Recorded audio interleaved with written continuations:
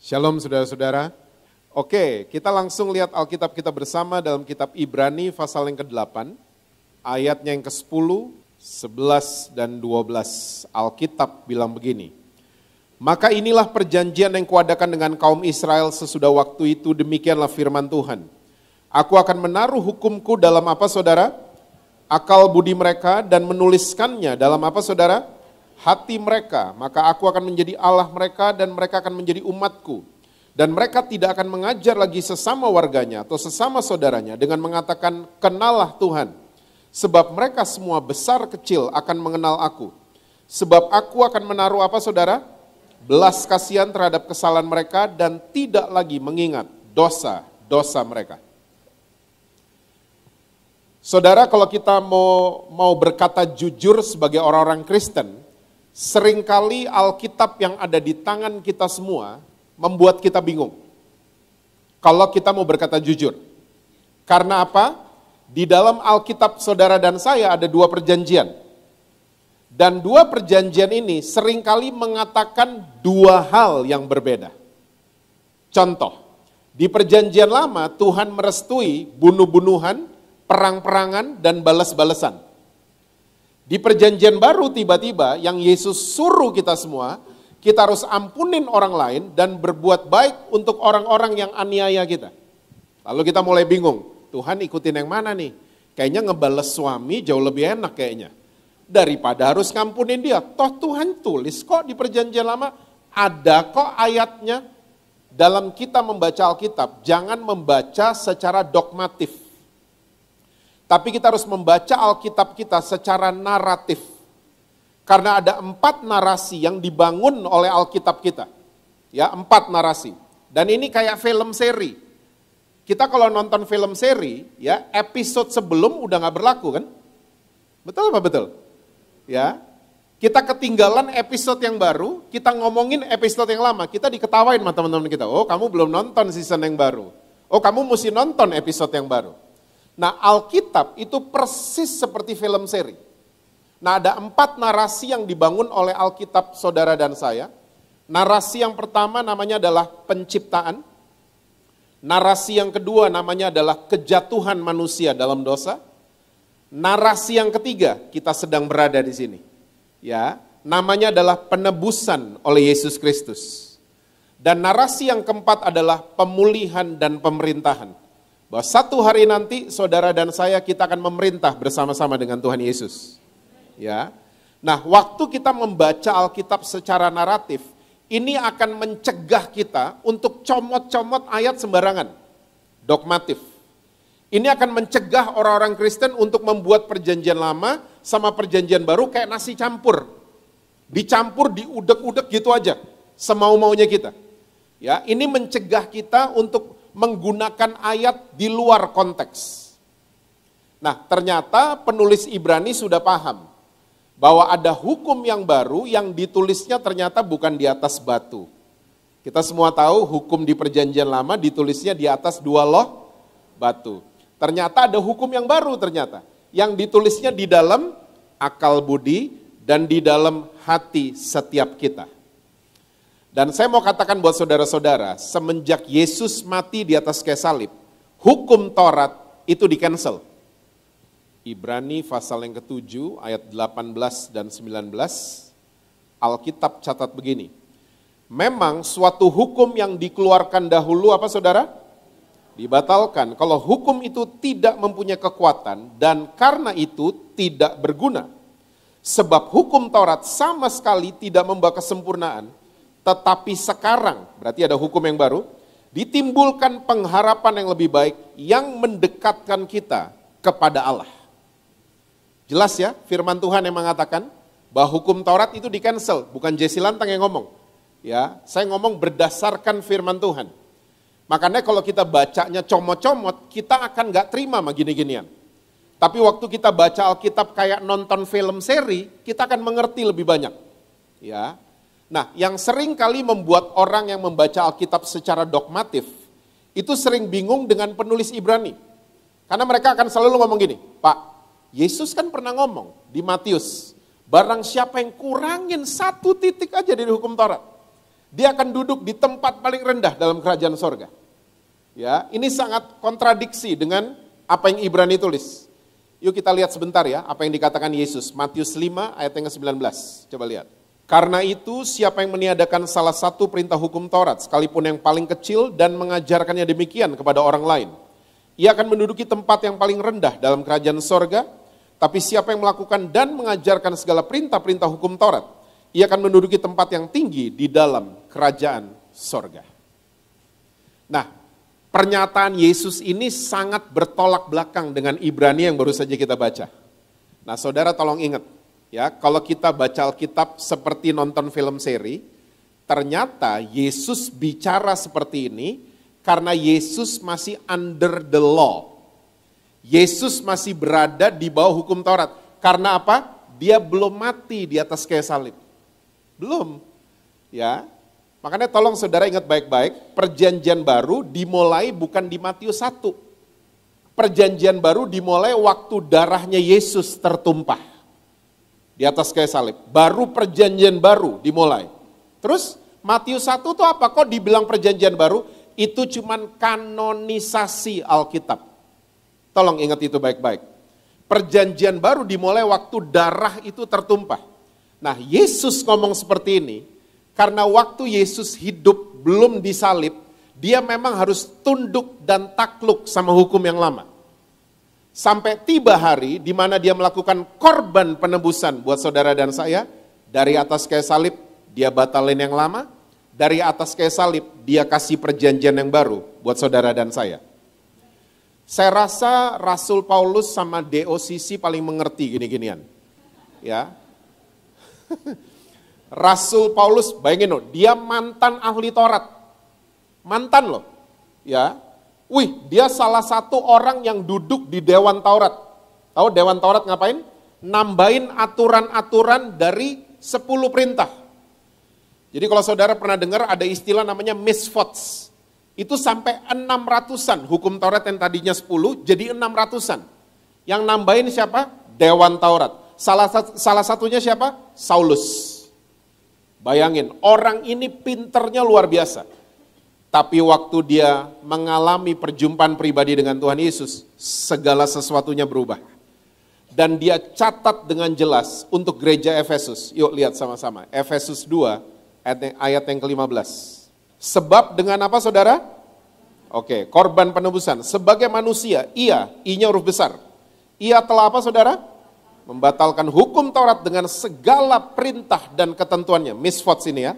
Untuk menciptakan keduanya menjadi satu manusia baru di dalam dirinya. Dan dengan itu mengadakan damai sejahtera. Rasul Paulus sama DOCC paling ngerti ginian.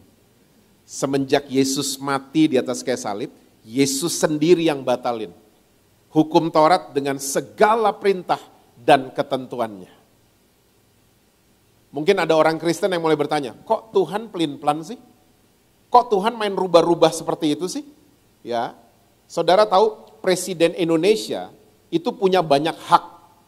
Salah satu hak Presiden Indonesia namanya hak prerogatif.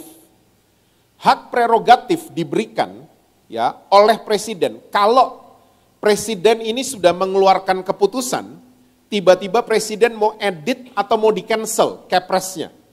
Nah, dia menggunakan hak prerogatif. Nah, Tuhan juga sama. Ya, namanya juga Tuhan kok, terserah dia kan. Dia yang keluarin hukum Taurat, dia sendiri yang cancel. Itu namanya hak prerogatifnya Tuhan. Kalau saudara masih bingung kenapa hukum Taurat dibatalkan, nanti di surga tanya aja sendiri. Ya, Tuhan kenapa waktu itu dibatalin? Tanya aja sendiri. Oke? Nah sekarang masalahnya begini, sampai di sini yang sudah mengerti katakan amin dulu. Amin. Nah sekarang masalahnya begini, masalah orang Kristen di mana-mana. Seringkali kita udah tahu ada hukum yang baru, udah tahu. Tapi tanpa kita sadari, kita lebih senang hidup pakai cara-cara dari hukum yang sudah di-cancel. Ini masalah terbesarnya orang Kristen. Tanpa kita sadari, kita cuma tahu, tapi kita nggak hidup di sana.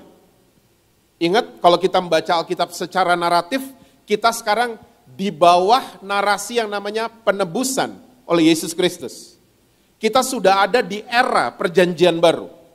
Oke? Tanpa kita sadari sebagai orang Kristen, kita lebih senang hidup di hukum yang udah di-cancel. Saudara bayangin nggak, kita masukin anak-anak kita di sekolah yang kurikulumnya udah dibatalin sama P dan K. Apa yang terjadi kira-kira sama anak-anak kita? Nggak maju-maju mungkin, ya, nggak ada pengetahuan baru, nggak ada pengalaman baru. Nah kita harus cek pagi hari ini. Kalau kekristenan kita sudah belasan tahun, sudah puluhan tahun, tapi nggak pernah ada kemajuan, nggak pernah ada pewahyuan baru. Jangan-jangan, saya cuma tahu doang. Ada perjanjian yang baru, saya cuma tahu doang ada hukum yang baru. Tapi tanpa saya sadari, saya lebih senang hidup di hukum yang sudah di-cancel. Di-cancel loh sama pembuatnya sendiri. Itu sama aja, saudara dikasih Google TV paling baru, saudara nolak. Yang ngasih bingung, loh ini baru, masih baru, buat kamu ambil aja. Enggak, saya nggak mau. Kenapa nggak mau? Saya masih ada TV black and white soalnya di rumah. Itu sama aja kayak gitu. Kita tahu ada yang baru, tapi kita mempertahankan yang lama. Yang udah di-cancel, yang udah nggak diproduksi lagi coba. Oke? Nah ada 3 alasan. Kenapa banyak orang Kristen lebih senang hidup di hukum yang udah di-cancel. Ada 3 alasan. Alasan yang pertama saya mau bahas buat saudara dengan cepat. Hukum Taurat menjanjikan keuntungan jasmani buat para pembacanya. Itu dicatat sepanjang Keluaran 20 sampai Ulangan pasal yang terakhir. Banyak banget ayat yang bunyinya begini. Jika engkau mendengar dan melakukan, kamu akan dapat ini, kamu dapat itu, dan seterusnya. Semuanya serba jasmani. Makanya banyak banget orang Kristen suka ketipu sama gini-ginian. Ya, kita mulai datang ke gereja, motivasi kita jelek. Motivasi kita cuma mengejar keuntungan jasmani. Banyak orang Kristen mulai jadiin Tuhan Yesus persis kayak Gunung Kawi di Pulau Jawa. Tahu pernah dengar Gunung Kawi? Orang datang ke situ untuk ngeruk keuntungan jasmani. Doanya sama pohon. Nah, bedanya Gunung Kawi sama gereja seringkali, kita lambangnya salib, Gunung Kawi pohon. Itu doang bedanya. Tapi motif orang-orangnya mirip semua. Datang ke situ hanya untuk mendapatkan keuntungan jasmani. Saya mau tanya sama saudara, Yesus dalam perjanjian baru pernah menjanjikan keuntungan jasmani? Yang Yesus katakan buat kita semua, carilah dahulu kerajaan Allah dan kebenarannya, maka semua akan ditambahkan buat kamu. Yang Yesus suruh buat kita semua adalah mengejar keuntungan rohani, bukan keuntungan jasmani. Kalau rohani untung, nanti jasmani akan mengikuti. Gitu kan? Jangan dibolak-balik. Kita kebiasaan baca Alkitab secara dogma, makanya kita bolak-balik sembarangan aja. Enggak, carilah dahulu kerajaan Allah dan kebenarannya, rohani untung, nanti lihat, semua akan ditambahin buat saudara. Jasmani will follow. Oke? Ini alasan pertama, kenapa banyak orang Kristen lebih senang hidup di hukum yang udah dibatalin. Oke, mengejar keuntungan jasmani. Yang kedua, hukum Taurat punya matematika sangat-sangat linear. Oh, ini orang pada seneng nih. Ya, saudara tahu linear? Linear tuh ilmu pasti, 2 tambah 2, 4. Yang jawab 3,9 nggak lulus. Karena dia ilmu pasti kan? Yang jawab 4,1 nggak lulus. 2 tambah 2 itu 4. Dan hukum Taurat dengan segala perintah dan ketentuannya mengajarkan matematika yang pasti, ilmu pasti. Oh ini dikejar banyak orang. Kita mau yang pasti-pasti kan? 2 tambah 2, 4. Makanya banyak orang Kristen sampai hari ini, pikirannya, paradigmanya terpengaruh sama gini-ginian. Ya, kita berpikir kalau kita baik, Tuhan sayang. Kita jahat, Tuhan hukum. 2 tambah 2, 4. Udah pasti dihukum. Kita lihat ada orang lagi susah, pasti dia dihukum Tuhan.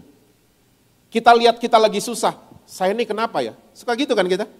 Ya, kita makan siang hari Minggu, keselak duri ikan, ini pasti karena nggak ke gereja tadi pagi. Ini pasti, kita pasti selalu. Karena apa? Matematikanya kita Gramedia banget. 2 tambah 2, 4. Ini yang membuat orang Kristen jadi begitu. Ada apa dikit yang gak enak, ini pasti saya kenapa-napa nih. Kita mulai menuduh diri kita. Karena dari sininya salah matematikanya. Coba, saudara pernah lihat matematika perjanjian baru? Semua pasti pernah lihat. 5 tambah 2 sama dengan 5.000 surplus 12. Ini matematika model gini, gak ada di Gramedia loh. Dan juara kelas manapun gak akan pernah dapat sama dengannya di mana. Orang sepinter apapun gak pernah dapat rumusnya datang dari mana. 5 roti 2 ikan, tiba-tiba 5.000 orang makan, surplus 12 bakul. Per bakulnya isinya berapa? Kita gak pernah tahu. Ini hitungannya gimana? Pastinya gimana? Bukti berikut. Pernah baca cerita ada janda masuk ke bait Allah kasih 2 peser uang? Yesus waktu lihat, ingat komentarnya Yesus? Itu persembahan paling besar. Loh, ngitungnya tuh gimana? Kalau Yesus kepala cabang bank hari ini, dipecat pasti Yesus. Kok nasabah paling kecil lo bilang paling gede? Coba, donatur yang datang hari itu dan udah ngasih jutaan US dollar, tersinggung sama Yesus? Tersinggung pasti, enak aja tuh gondrong. Gue udah ngasih jutaan dolar, dibilang janda itu paling gede. Ngitungnya gimana sih? Berikut, pernah baca perumpamaan tentang pengerja kebun anggur? Ada yang datang pagi, datang siang, datang sore, dibayarnya? Loh gimana ngitungnya? Ini melanggar undang-undang tenaga kerja nih. Yang paling gak jelas hitungannya adalah sebelahnya Yesus di atas kayu salib. Orang zaman dulu kalau sampai disalib, dia bukan maling Indomaret, bukan. Dia penjahat kelas kakap. Dia penjahat yang jahatnya luar biasa, disalib. Jahat banget loh nih orang. Udah mau mati. Cuman ngomong 1 kalimat sama sebelahnya. Mending ngomongnya apa? Ngomongnya cuman biasa aja. Ingat saya dong. Ngomongnya gitu doang kan? Alkitab kita sama kan? Dia ngomongnya cuma gitu, ingat saya. Detik itu juga dia bersama-sama Yesus di Taman Firdaus. Semua yang dia buat gak ada yang dihitung.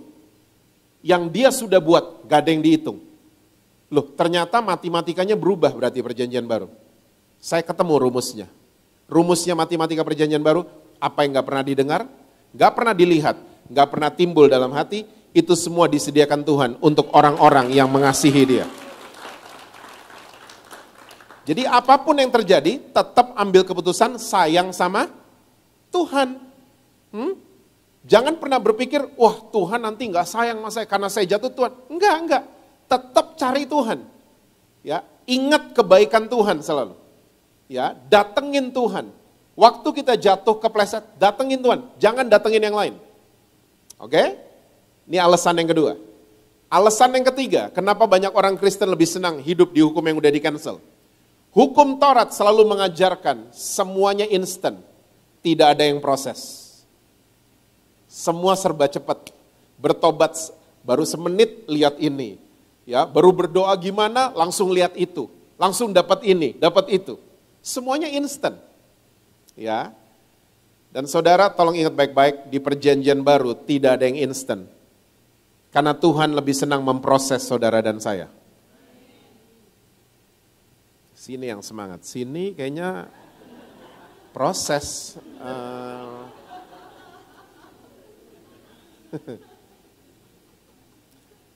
Saudara, semua yang instan merugikan penggunanya. Pernah nonton acara-acara idol itu?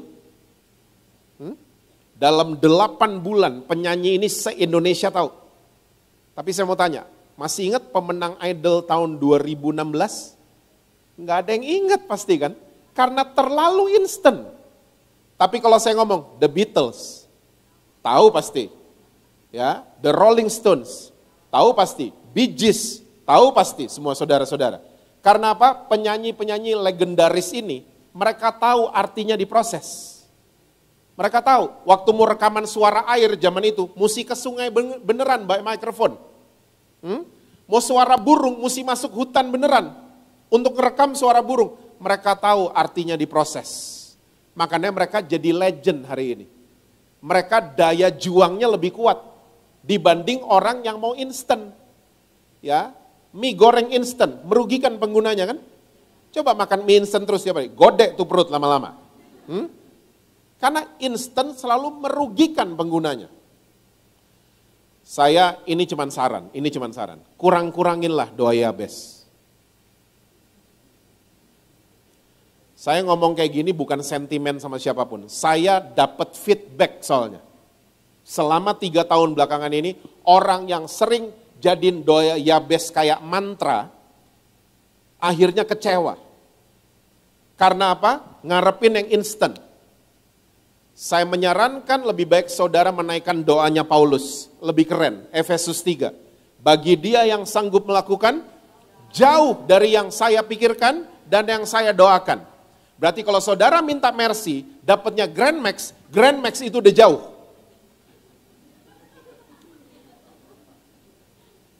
Coba, gimana tadi ayatnya? Hah?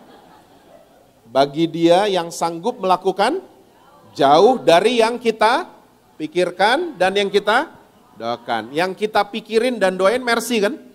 Tiba-tiba dapatnya Grand Max. Berarti Grand Max sudah jauh dari yang kita.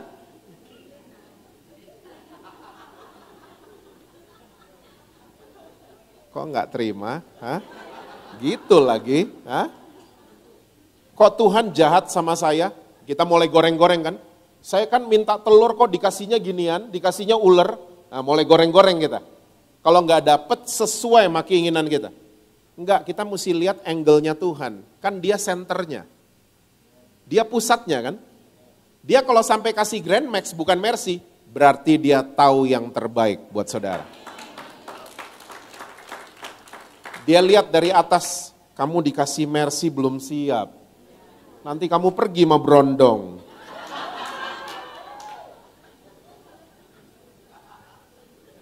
Lagumu nanti jadi selamat tidur kekasih gelapku. Grand Max dulu. Gitu kan?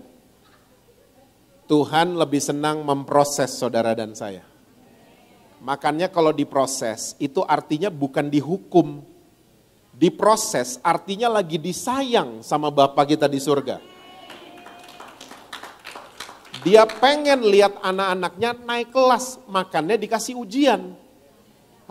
Dan tiap ujian di kampus manapun dosen selalu diem. Makanya jangan doa gitu lagi, Tuhan kok Tuhan diemin saya? Nah namanya lagi ujian kok.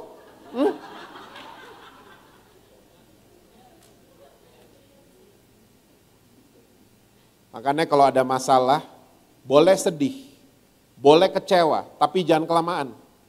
Mulai ganti itu semua dengan ucapan syukur. Tuhan terima kasih, saya mau naik kelas. Terima kasih Tuhan, ada ujian. Sedih gak apa-apa. Ya, makanya saya udah sering nanyain, teh kalau dimasukin gula manis apa enggak? Enggak, dia manis kalau diaduk.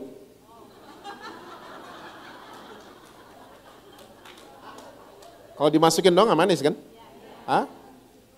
Kalau dia diguncang baru dia manis. Jadi kalau ada guncangan, bukan Tuhan jahat sama kita. Tuhan mau mempermanis hidup saudara.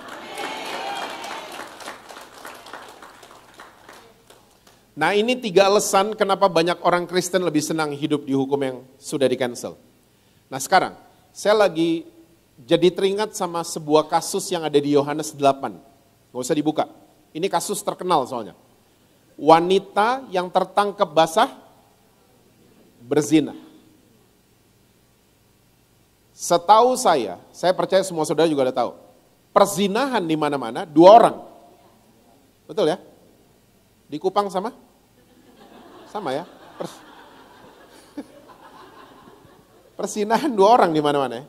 Nah di Yohanes 8 yang ketangkep perempuannya doang. Lakinya kemana? Mungkin lakinya salah satu ahli Taurat mungkin. Ke gap. Sama teman-teman, lo bro, sini bro, ngumpet. Ceweknya doang yang ditangkap. Dan hukum di zaman itu, ya itu masih under the law. Ya, hukumnya orang Yahudi nggak dicatat di Alkitab, itu super keras. Kalau ada orang ketangkep basah, di TKP, dia nggak perlu pengadilan, gitu kan hukumnya. Dia langsung dihukum mati di TKP. Yang paling sering dilakukan, dilemparin batu. Wih, tapi sebelum dilemparin batu, mereka ngelihat ada Yesus nggak jauh dari TKP. Diseret dulu ini, Wak. Dan saudara, ini nggak dicatat di Alkitab. Wanita ini waktu ketangkep basah, waktu dia dikeluarin dari apapun, hotel atau apa itu pakaian bagian atasnya harus dibuka di depan umum. Bayangin, perempuan ini dipermalukan setengah mati depan orang banyak. Ya, sampai di depan Yesus, karena mereka lihat ada Yesus, mereka mulai demonstrasi untuk mencoba Yesus.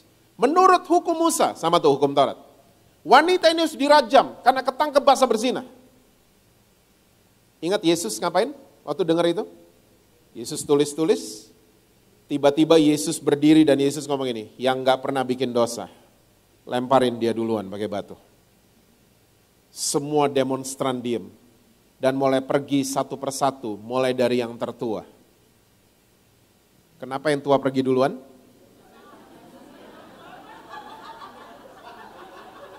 Saudara lo yang ngomong, saya cuma nanya.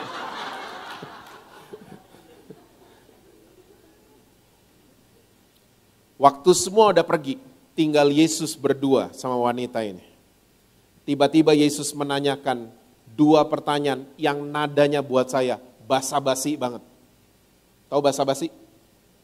Karena pertanyaan pertama Yesus gini kan, pada kemana mereka? Lu jelas sudah pergi kok. Hah? Itu basa-basi kan? Pertanyaan kedua, tidakkah mereka menghukum kamu? Lu jelas masih hidup kok. Tapi 2 pertanyaan Yesus. Yesus mau icebreaker ternyata. Yesus pengen memberikan rasa aman dulu buat wanita itu. Kebutuhan kaum wanita sampai hari ini adalah kebutuhan akan rasa aman kan? Iya. Makanya kalau suami telepon, mah gaji udah ditransfer ya? Oh aman. Papa mau makan apa di rumah? Sedap. Udah aman dulu soalnya mereka. Huh?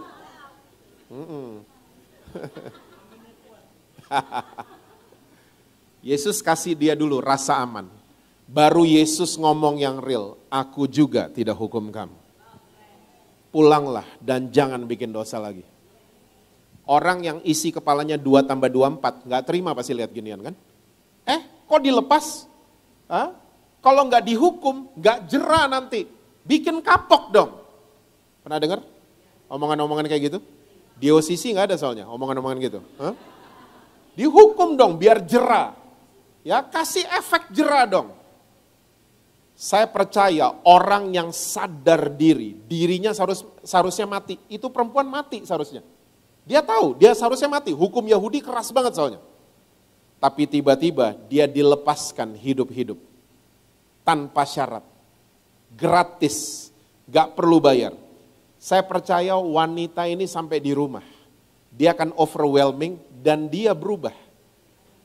Dia pasti ingatnya bukan peristiwa di hotel yang sebelum dia ketemu Yesus. Dia pasti ingatnya, siapa rambut gondrong itu barusan? Siapa itu orang? Kalau perlu saya mau jadi pengikutnya dia, saya mau percaya sama dia. Karena dia lepasin saya hidup-hidup. Nah inilah hukum yang baru yang Yesus kerjakan dari atas kayu salib. Namanya kasih karunia. Makanya tugas saudara dan saya sadar kita seharusnya mati. Sadar. Kita orang-orang berdosa, sadar. Ya, beda kita sama yang kita pikir orang berdosa, bedanya cuman dia ketahuan, kita enggak. Gitu doang kan? Makanya kalau orang lagi konseling sama saudara, buka aib mereka, mukanya di setel biasa aja. Mukanya jangan, kok bisa gitu? Kok bisa? Ih, kapan? Sama siapa? Setel, baik-baik mukanya. Bedanya cuman dia lagi ngaku, sini belum. Gitu aja bedanya kan? Hah? Saya sekarang orang mau kayak gimana aibnya, saya mukanya biasa aja. Ya saya, oh gitu ya. Karena saya sadar, saya juga orang berdosa. Kita sama-sama dikuduskan dan dibenarkan oleh Tuhan Yesus. Saya mengajak di OCC, jadilah ahli kasih karunia. Kalau anak saudara, adik saudara, kakak saudara belum mau ikut ke DOCC, gak usah ajak ke gereja. ajak ke bubur Tanjung. Maksud saya ajak makan, gak usah ajak ke gereja. Yesus itu gak kelihatan. Tapi Yesus pengen banget dia kelihatan lewat saudara dan saya. Kalau kita terus jadi ahli Taurat, orang-orang gak bisa lihat kita, gak bisa lihat Yesus kan?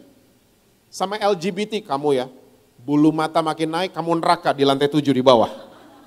Kita gitu-gituin mereka gak mau ke gereja lagi. Kita gitu-gituin anak kita, adik kita, keluarga kita. Mereka gak mau lagi urusan sama gereja. Mereka gak mau kenal lagi Yesus. Makanya jadilah ahli kasih karunia. Mereka belum mau diajak ke gereja, ajak makan. Dan waktu mereka udah mau ikut makan, gak perlu diinterogasi. Gak perlu, tadi 7:30 kemana? Kok gak ada di gereja? Gak usah gitu-gitu. Hah?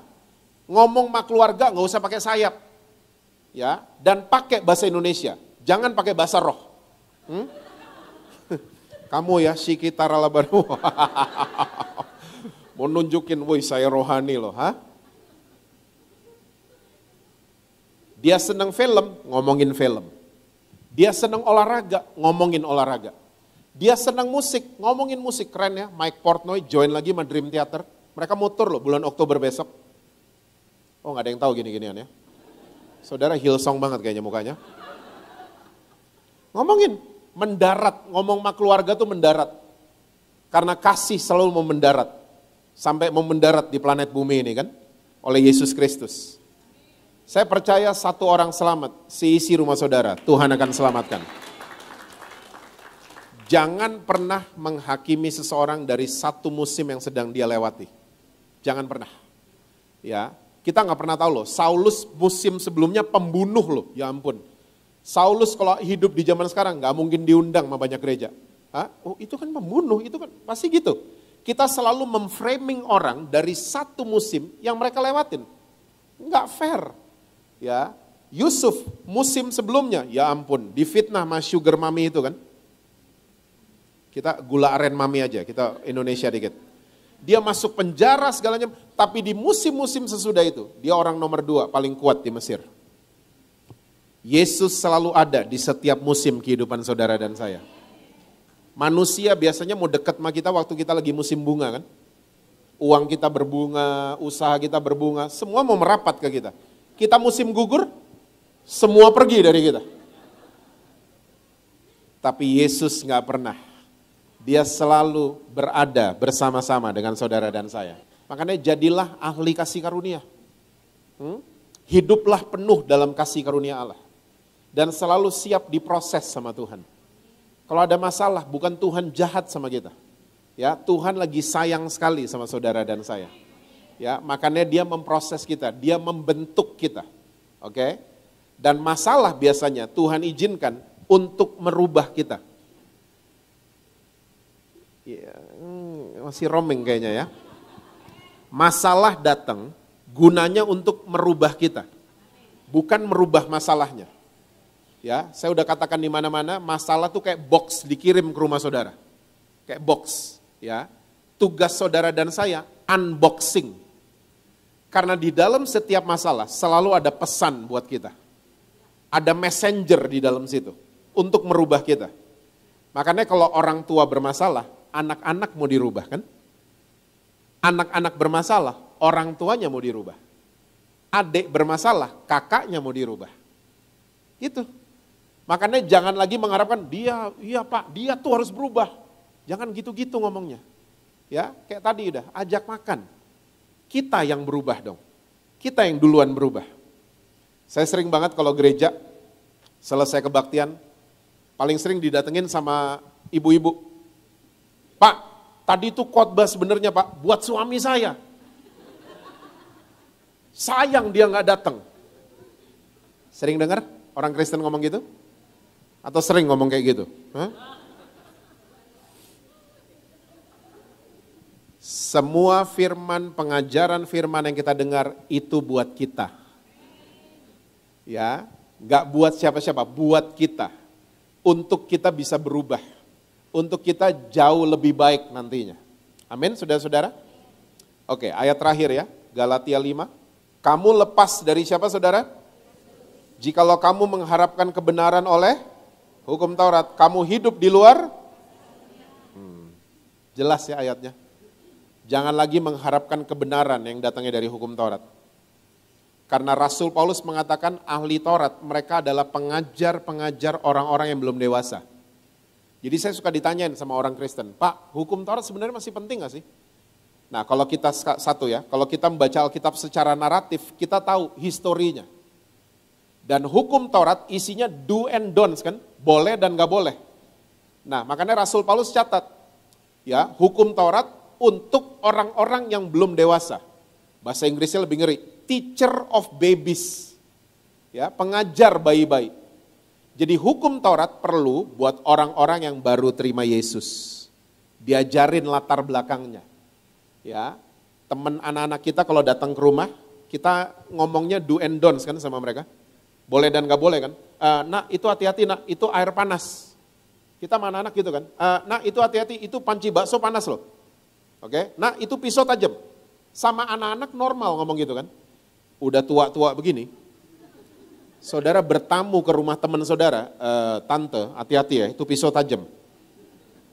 Opa, hati-hati ya, itu panci soto panas. Kan gak perlu kita digitu-gituin. Karena semakin dewasa kita di dalam kasih karunia, kita bisa menentukan mana yang dari Tuhan, mana yang bukan dari Tuhan. Mana teman dari Tuhan, mana teman yang bukan dari Tuhan. Saya mungkin akan tutup dengan cerita ini. Saya punya teman, dia owner dari sebuah restoran yang cukup terkenal di Jakarta. Satu kali, dia diajak sama kliennya ke karaoke. Dia tanya sama saya, Jess, boleh gak sih ke karaoke? Nah, kan pendekatannya boleh dan gak boleh kan? Boleh gak sih? Saya jawabnya begini, biarkan damai sejahtera Allah yang nuntun kamu. Oh gitu, iya. Kamu damai, pergi. Nggak damai, jangan pergi. Gitu aja. Oh gitu. Dia ternyata pergi. Dia makan sama kliennya. Selesai makan, kliennya ngomong gini. Pesan LO yuk 4. Tahu LO? Saudara emang nggak tahu apa-apa deh tadi ya? Hah?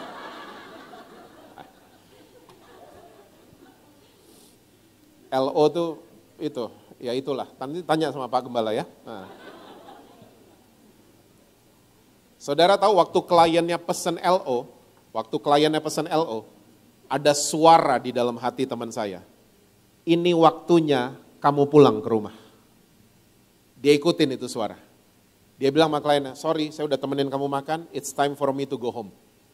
Ini dia orang dewasa. Hah? Kita kalau dibilang, gak boleh ya, gak boleh karaoke. Malah ngumpet-ngumpet kan ke karaoke. Hah? Kok belaga gak tahu? Semakin dilarang-larang, semakin kita mau coba. Semakin kita mau langgar.